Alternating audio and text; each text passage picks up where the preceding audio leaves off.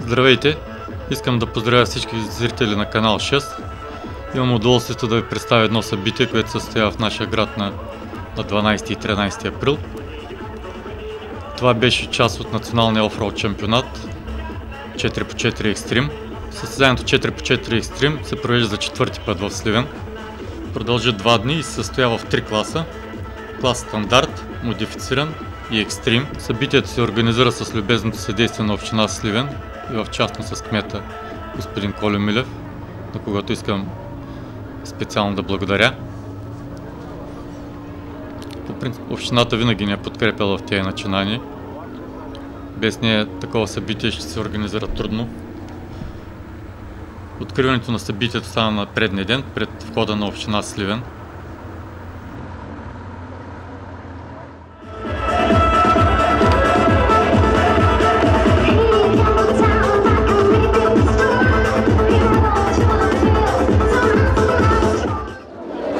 Искам да пожелая на всички участници в състезанието добро представяне, нека всички екипажи да завършат и да се класират най-добрите. Знае, че откриването утре официално ще стане на 10-та Равануша. Утре първият ден 10 часа, втория ден от 9:30 също продължават наново и закриването ще стане след 15:30 часа. Канем всички като съорганизатори с Офроуд клуба 4x4 в град Сливен и община Сливен дава своя дан в това направление. Откривам първия кръг от националните древни състезания Сливен 2014 и успех на състезателите.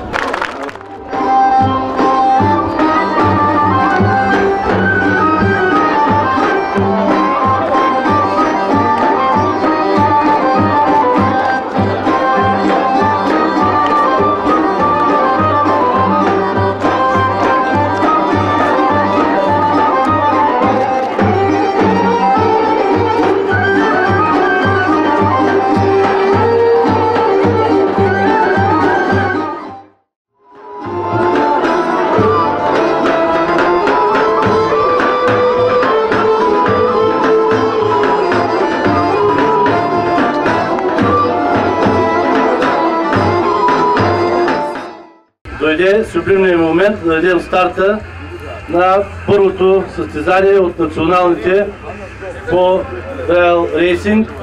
И аз се радвам, че времето създаде наистина много трудни условия, за да могат състезателите да покажат това, което могат и машините им да покажат своята издръжливост.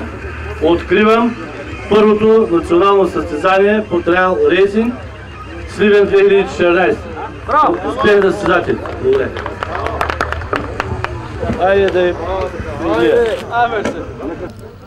Това е старта на първата машина в клас стандарт. Това е най-ниският клас, в смисъл с най-неподготвените машини, а не екипажи. Имат право да участват в сравнително стандартни машини. Трасетата са по-леки, направено така, за да може почти всеки, който до някъде е прижалял машината си да участва и да усети тръпката от това начинание, да разбере дали е за него или не. Между другото, този клас беше най-масов, което мен доста ме очуди.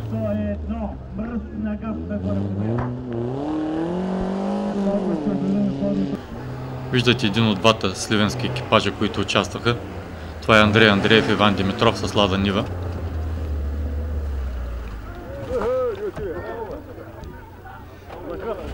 Имат леки трудности с трасето.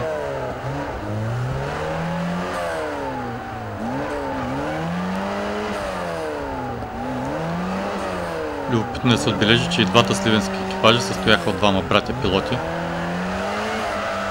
Пак казах, това е Андрей Андреев и Евгений Андреев, съответно с навигатори Иван Димитров и Георги Георгиев.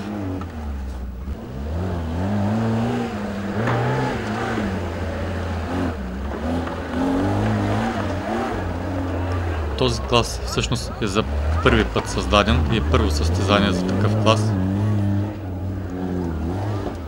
Така че това е нещо ново за националния офроуд шампионат.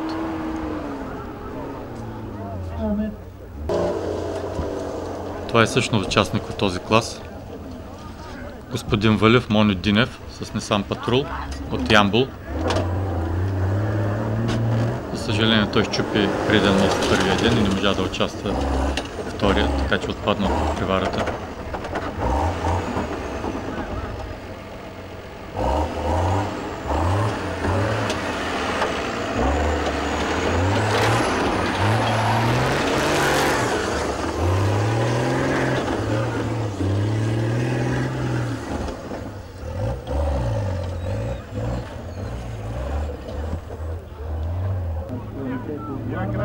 Още един екипаж, Златомир Петров, Николай Златомиров с Сузуки Самурай от Карнобат.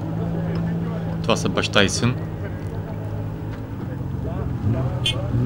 С доста добре подготвена машина за класа. Дори бих казал, че е на ръба и би могла да участва в клас модифициран. Стига тя да пожелаят, разбира се. Участват за втори път в нашето състезание, миналата година пак. Надявам се следващата година да се престрашат да се пуснат в другия клас, където трасето вече е доста по-трудно и сложно.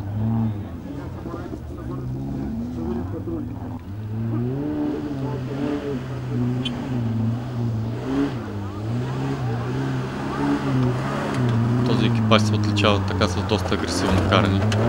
Обичат да карат бързо. Ако искат да преминат в другия клас, ще трябва да се променят начина. Това е екипажа от Варна с Nissan Patrol.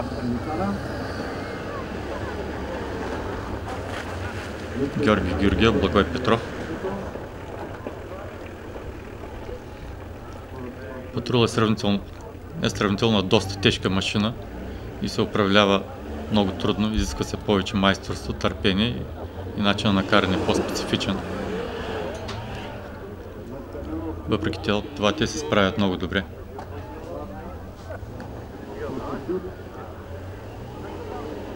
Машината е почти стандартна, като се изключи липсата на предна и задна броня. А сега виждате клас прототип. Това е Илян Илиев и Мирослав Минчев с машина Yellow Spider, екипаж от Разград. Това е миналогодишният победителен в клас Експерт миналата година, който сега е преименуван в клас прототип. Той кара за първ път с тази машина. Виждате, тя е с два завиващи моста. Задния мост също може да завива, така че радиуса на завиване става изключително малък. Тази машина участвала в Еврошампионата. И точно с такъв модел машина тази машина е станала шампион миналата година на Евротрайл. Състезание, на което е малко по-различно като правила от нашите. Всъщност тази година включихме и зони тип Евротрайл с правила на Евротрайл. Следващ участник, също от клас прототип. Това е така наречения Байк Коста, Костадин Георгиев с навигатор Борко Вапцаров с ГАЗ 69 прототип, наречен Звяра.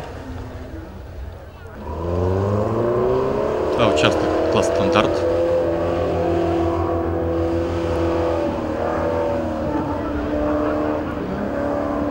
Недялко Неделчев и Илян Колев от Разград с ЛАЗ 469.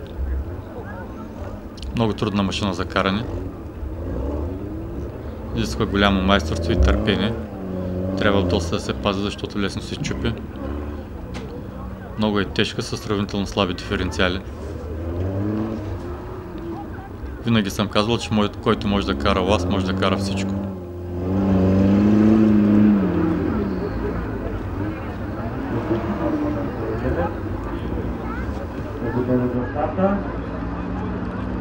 Виждате навигатора, клас стандарт, клас прототип, извинявам се. Това са Пламен Исаев, Валентин Димитров с Вранглер прототип от Горна Оряховица. Също изключително подготвена машина. Не е конструирана в България. Докарана от Европа и тук модифицирана допълнително от самия навигатор, който е производител на няколко офроуд машини и изключителен специалист поне за България, в конструирането на такива.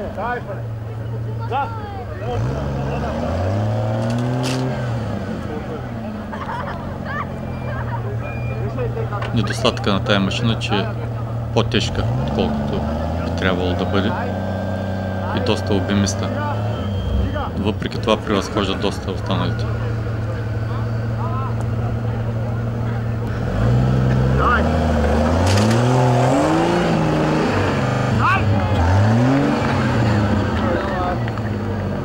Трасето беше подбрано така, че да има и тесни участъци, които да затруднят големите мощни обемисти машини, да дадат предимство на по-малките. Големите пък имат предимство на откритите трасета с огромни си гуми, преодоляват по-лесно неравности и препятствия.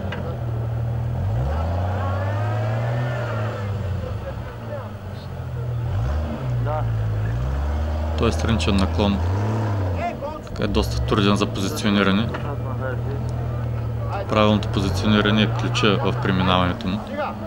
Машината трябва да е доста маневрена.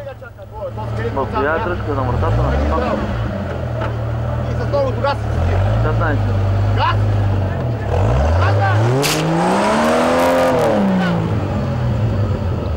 Дай назад е много, тъй както си с малко ляво. Дай предварително, дай назад да се качи. Дай, още. А?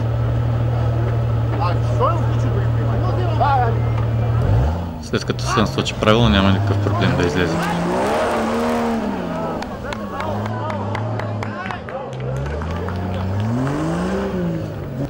Следва спускане на същия екипаж.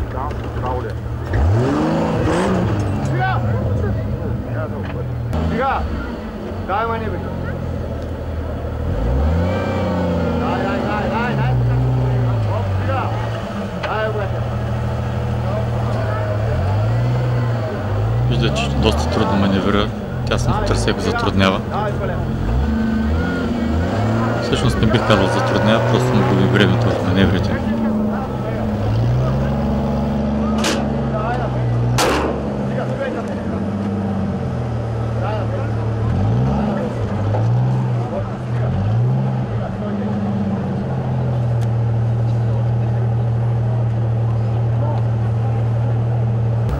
Тук следва пак странично излизане, което не е никакъв проблем за него.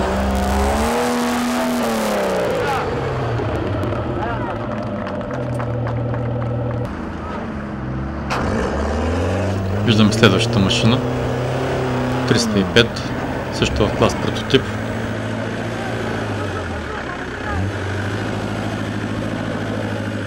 Тази машина е една от произведените от навигатора от предния екипаж, който видяхте. В момента е карат Чавдар Владимиров и Мехмед Мехмедов на базата на Daihatsu Rocky. Екипажа е от Нова Черна и Кобрат.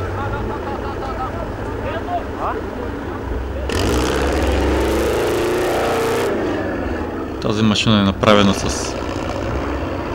като финансов ресурс изключително нисък, но много подходяща подбрана комбинация и изключително проходима.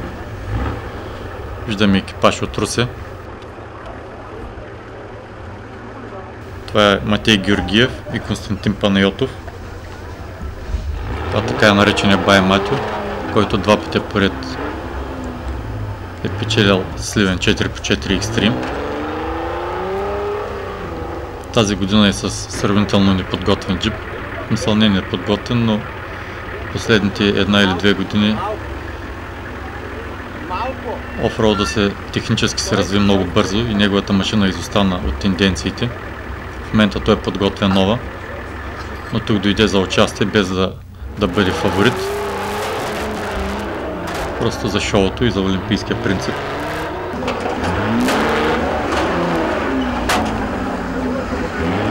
Виждате, че все пак се справя много добре.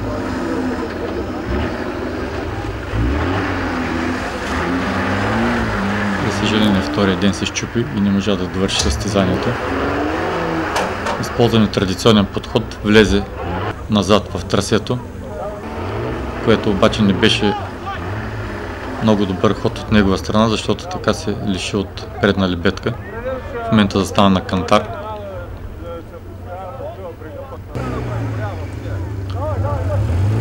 Виждаме Сузуки Джимни 202. Това са Никола Кузманов и Александър Кузманов с Сузуки Джимни от Офроуд клуб Павликени. Ето продължение на Бай Матио. Това му коства така неговата самонадеяност да се опита да прави маневри на такова тясно място.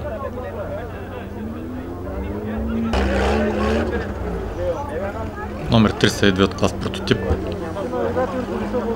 Това са Асен Асенов и Видин Христов с Сузуки Самурай от София. Много колоритен състезател е Асенчо. Кара офроуд много отдавна, от 2 години кара в най-големия клас прототип, се справя много добре.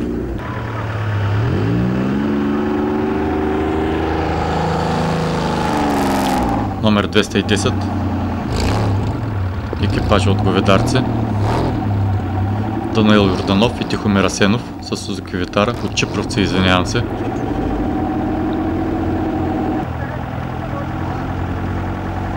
Това е изключително подготвена машина в клас модифициран, с възможност да кара и в клас прототип. Просто е на границата да премине в другия клас. Спокойно може да го премине.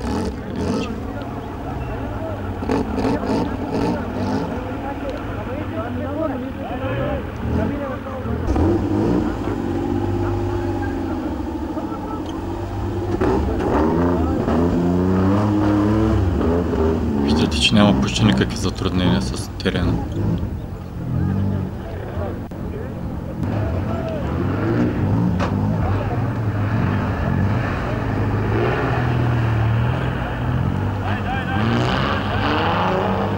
Реалните състезания се провеждат на зони.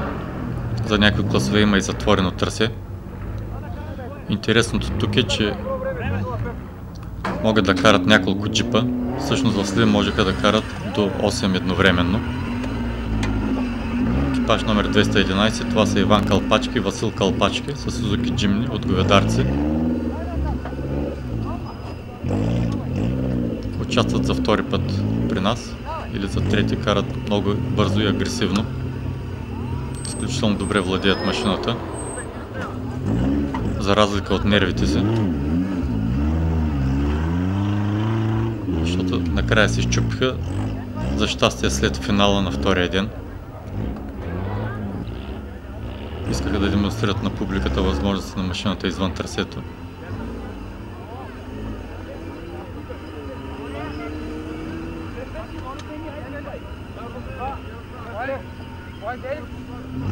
Тези гуми им дават огромно предимство на кал, така наречените тракторки, които в някои страни са забранени.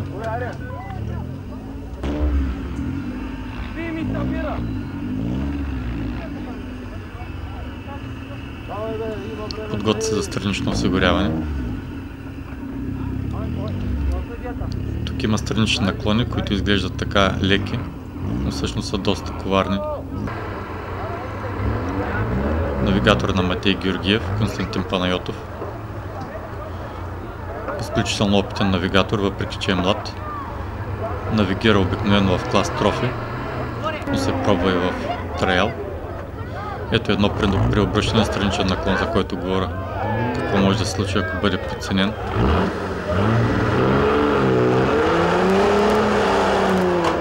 Бай Мати явно се разтревожи, запали цигара, за да се успокои.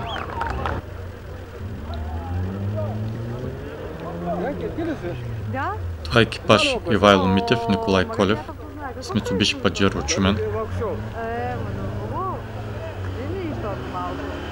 Трудно може да се познае марката и модела на машината.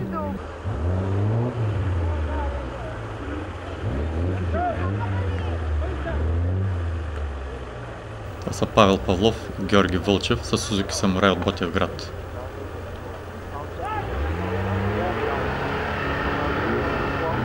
Тук има преминаване на една голяма бетонна тръба, която е опасна и създава предпоставки от така така нареченото окантарване. Така че подходът трябва да е много добър и преминаването сравнително бързо, но не много бързо, за да може да мине. Точно така. Късите машини имат голямо предимство, докато дългите често се окантарват. Трябва да се подаде дозирано газ, за да не се вдигне прекалено много предницата, да може машината да премине сравнително плавно.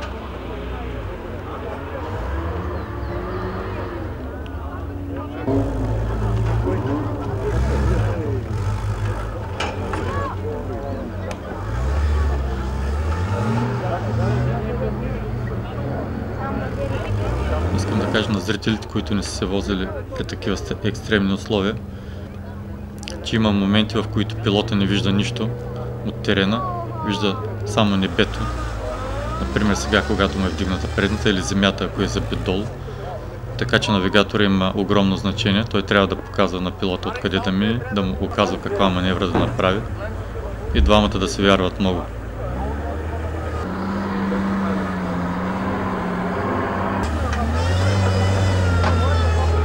Отстрани са оказани точките, които всеки екипаж взема за преминаване на определен екстрем.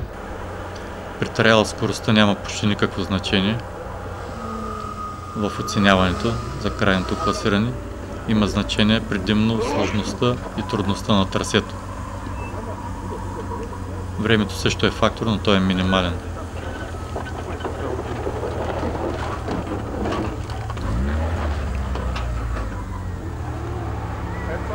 Ето недобре орязаните машини забиват леко броните.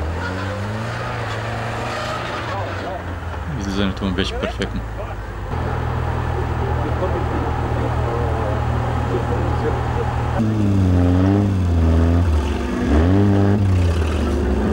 Това е друга зона с големи трупи, които трябва да се преминат. За клас прототип са.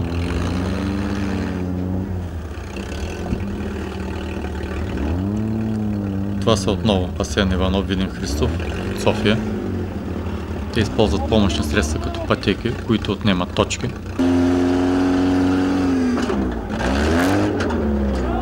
По-добре е да се използва, защото 6 точки на фона на 100 или 200 точки при мината врата са нищо, но са допълнително подсигуряване. Това е четвърта зона.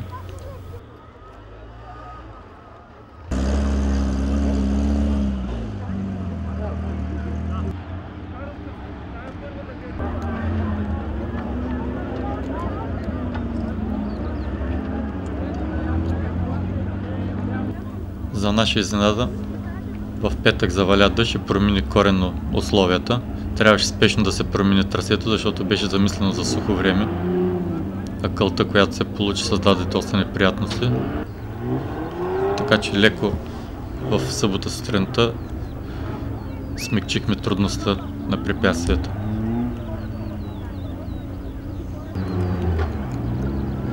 Още една машина от клас прототип.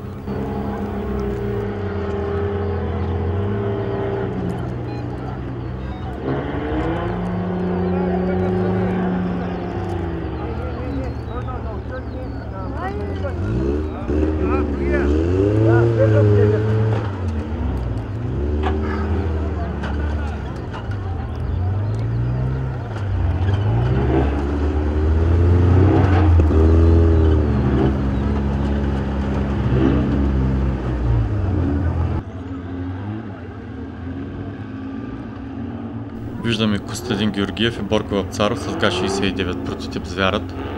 Това е най-възрастният участник в състезанието. Той е на 68 години. Офроуда събира хора с най-различни професии, голям диапазон на възраст. Както казах, той не е най-възрастният участник, а най-младият е Александър Кузманов, който на 31 май ще навърши 17 години. Той е навигатор, не пилот, защото няма шофьорска книжка и участва с декларирано съгласие на родителите си.